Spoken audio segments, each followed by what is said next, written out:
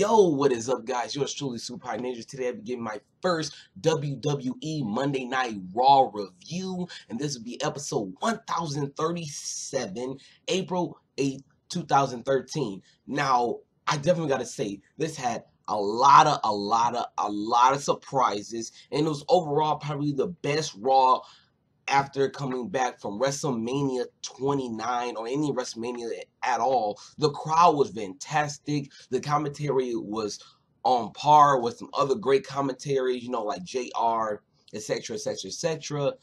It was just great. Like, the crowd was so crazy to the point where they were chanting Michael Cole's name, JBL's name, the King, Jerry the King Lawler's name. They were chanting Fandango's theme music during and after all, when he appeared. So shit, it was crazy. I loved it. I really did enjoy it. And I don't got no pen or paper because I know everything in this big old head right here. I memorized everything about Raw. So basically in the beginning of this episode, we see John Cena. He comes down and John Cena has a big smile on his face. And I love that about John Cena because he did what he needed to do to stop The Rock. And yes, Rock suffered somewhat of a minor slash major injury.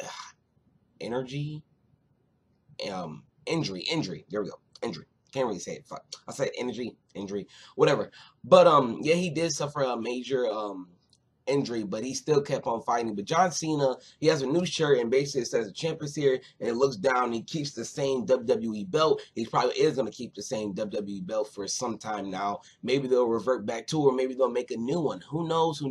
I like both of them. They both look cool. Maybe it is time to, change it every once in a while because, it was World Wrestling Federation. Then there was that other one Brock Lesnar and JBL had. I really only remember JBL and Brock Lesnar having that championship. And then we see John Cena. He makes his own. Then The Rock makes his own. And John Cena's going to keep it like it is. Basically, John Cena's coming down, and he's just really happy. Now, it's really weird because the crowd were most of the crowd were booing John Cena. Only a selective few were like, yeah, John Cena, great job. You earned my respect, this, that, and the other, with postcards and whatnot in the crowd. And then when Mark Henry come, everybody was like half, if not most, of the people were cheering Mark Henry. And it was funny because Mark Henry, when he came down to fight John Cena for the main event at Monday Night Raw, they were actually singing his theme song. I thought that was really funny. This crowd was the best crowd. It was a European crowd, and they just came from New Jersey. And, they were just all hyped up. WrestleMania, they were trying to make this the best Monday Night Raw, and damn well they made it the best Monday Night Raw I've ever seen. And like I said, I've seen quite a few in my lifetime because I'm 15. I've seen quite a few.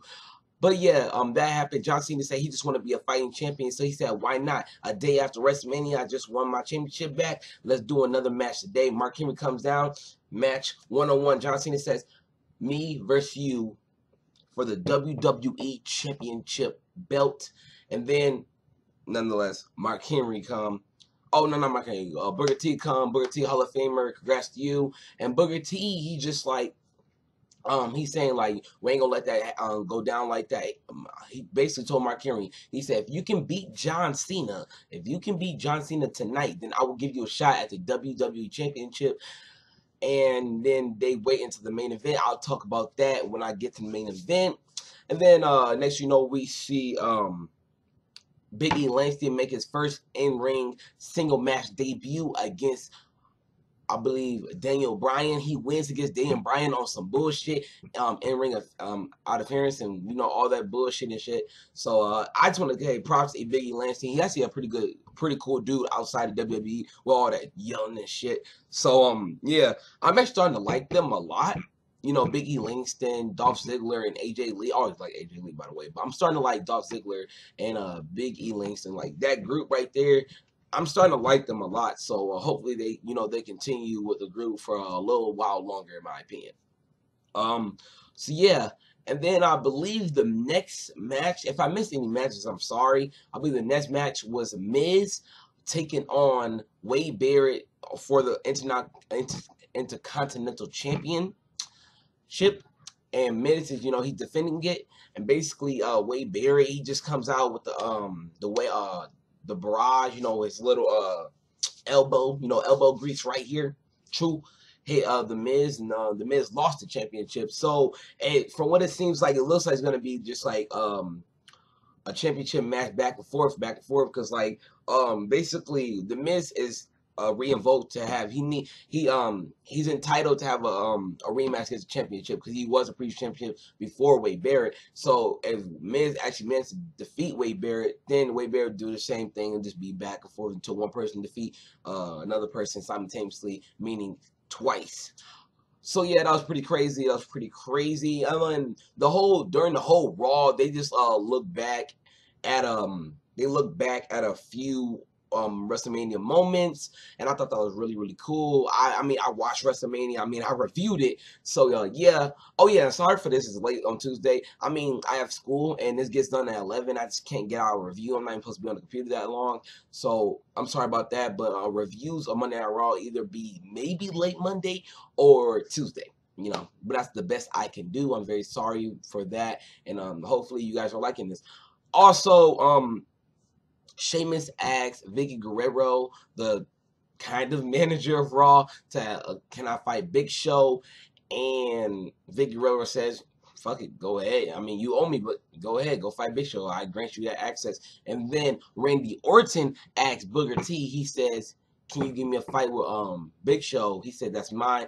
And then he said, no, I can't do it. This Vicky Guerrero show. She already gave Sheamus that. And then Randy Orton basically eased Booker T in. He said, man, you're a true general manager. She isn't. You, out of everybody, you can be the only one that overrules her. And he did actually for temporarily, and I was Randy Orton for his Big Show. So I was kind of curious as to what the fuck was going to happen.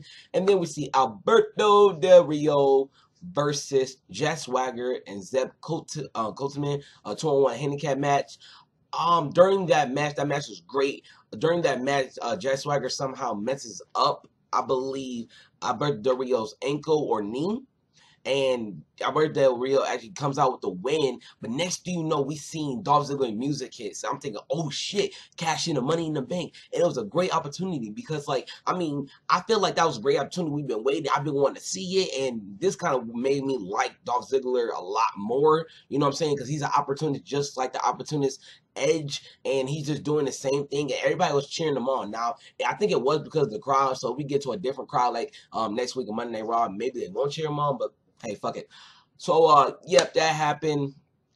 Damn, I really enjoyed that. Dolph Ziggler, he almost saw, he got, somehow Alberto Del Rio got him in the cross arm bar, but then, like, it was his ankle that was hurt, so, like, Ziggler twisted his ankle, he got up, he did the zigzag, 1, 2, 3, new world heavyweight champion. Now, it would have been cool if they won against Team No and had the tag team champions. 2 championship belts on Ziggler, but now he has the second most prestigious championship on WWE, and that's the World Heavyweight Championship. So I love that about Ziggler. He's an opportunist, and he did his thing. That I feel like he's a great wrestler. He did his thing, and hopefully he's a champion for quite some time because I really want to see what he can do. I want to see if he's all talk or if he's about that business because he does take top tier characters in WWE some hard time. So enough talking about that. Congrats to Ziggler. Hope we get to see more about him and maybe SmackDown or later on next week in Monday Night Raw. Also, I believe that was it. Then we move on to Paul Heyman. He has a little talking session thing, and he says that CM Punk will come next week to talk about basically the loss that he took at WrestleMania against the Undertaker and had Undertaker went 21-0. And then there's this little introduction kind of thing with Undertaker 21-0. And we see the Undertaker, he's coming down slowly and eerily. Everybody's paying full respect to him. And he's talking, he says, I dedicate that match to the late, great Paul Bearer, a.k.a. William Moody. And I really enjoyed that. I was like, yes, man, great job. That was just like a clap on the hands, a little tear in the eye because, William Moody, he did die. He's arguably one of the best managers for a wrestler, arguably. So yeah, that happened, and then when Undertaker was about to talk some more, the Shield actually put out a tweet. He says, we're going to do something that's going to shake the WWE to its core or some shit, and it's going to be like his history or some shit, and the Shield came in, and they were trying to stop the Undertaker, and they were so close. They were on the ring side until we saw a blaze of fire from the ring, the pole ring. And next you know, we see Kane and Dan Bryan running down. And I'm thinking, yes, I believe this is a team that can stop the Shield. And I think this would be good. I really do think. I like. Hopefully, I'm like. You do not know how much I'm hoping. I'm hoping the Undertaker will stay here. He will actually stay here and you know, fight with Kane and Daniel Bryan, and maybe for next pay-per-view, I believe Extreme Rules, or maybe even next week on Monday Night Raw, anything better than next pay-per-view, fight the Shield. I'm hoping this thing lasts long because I really want to see Undertaker in matches, not only WrestleMania, but you know, weekly sometime. You know, I know he's getting old, but you know, this, come on, man. Like, I really want to see that. So hopefully, I'm really hoping. Like, that's the one thing I'm hoping the most when it comes to these WWE main events.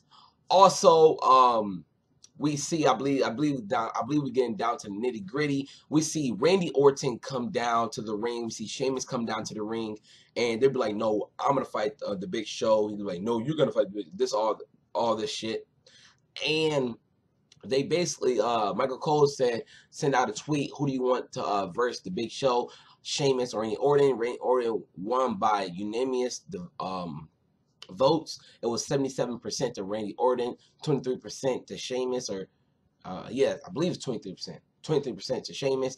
And then basically Vic Guerrero and Booker T had to make a decision that was very crazy. They said, you two verse each other. Whoever wins gets to verse the Big Show. I thought this match was weird and it was slow paced, and it was just like, it wasn't that good of a match in my opinion, because the crowd was going crazy and all this shit.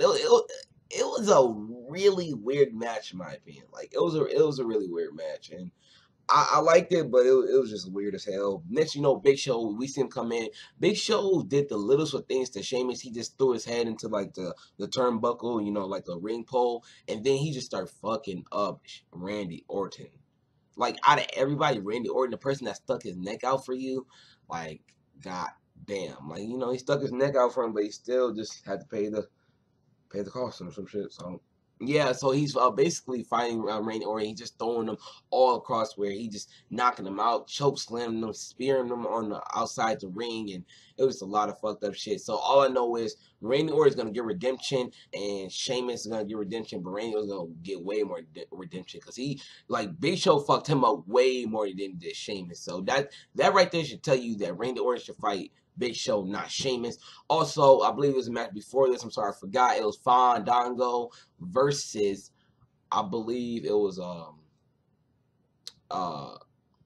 damn, I forgot his name.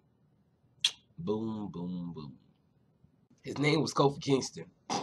But no, Kofi Kingston and Fandango was facing off, and Fandango's actually getting Kofi Kingston for a little bit. And right when Kofi Kingston went under the ropes, Chris Jericho came in. He started fucking up Fandango, put him in the walls with Jericho not letting go, and it was just a crazy, crazy moment. And you know, it was just that historical moment. Like, Fandango, like, got what he deserved, some sorts. Like, I mean, yeah, he did beat a 6-time world champion Chris Jericho, and you know, Chris Jericho had the same question that he did today in Raw's backstage fallout. He said, "What are you going to do? You know, you gain a win, like the biggest upset at WrestleMania over, like, you know, Chris Jericho. What are you gonna do? Are you gonna take this and do something with it, or?"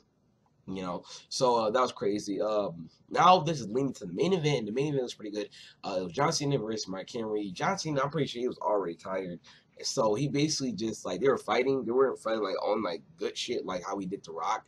So like basically, John Cena did like the lowest of low. Like, he just threw him into like the steel stairs, and then he just ran into the ring. He counted out Mark Henry, and then Mark Henry goes back into the room. He I believe he slams John Cena, and then next, you know, Ryback comes. Ryback slams Mark Henry, and then Ryback supposedly helps up John Cena, and then he's like, feed me more, and then he just fucking clothesline John Cena, and then he does his little marching thing.